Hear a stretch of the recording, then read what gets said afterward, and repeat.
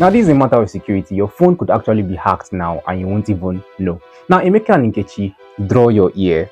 And those of you that like sending noodles, yes, you watching me. Yeah, boy.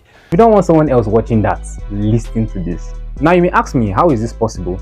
At the cost of you using your phone, you get to download different apps. And you find out that there are some apps you get to download that your phone will tell you this is harmful, but you still go ahead and download it because I'm not hear word. I get coconut. now what happens is that when you download these apps, they come with a virus called a Trojan horse. So this virus enables that person to access your phone remotely from wherever the person is. Now, if you want me to talk more about the Trojan horse virus, you can say so in the comment section. Now, an example of the type of app that allows this to happen is a particular type of WhatsApp that some of you download. Those of you that are forming secret agents in this social media, those of you that don't like using business WhatsApp or the normal WhatsApp, that go to download one other type of WhatsApp like that. So there's a particular one that allows them to have access to your phone.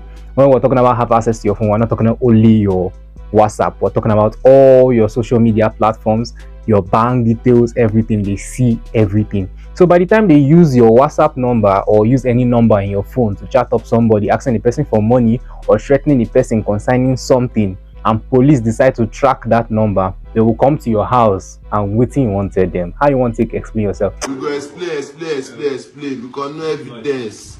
So it's better you prevent all this and stay safe out there.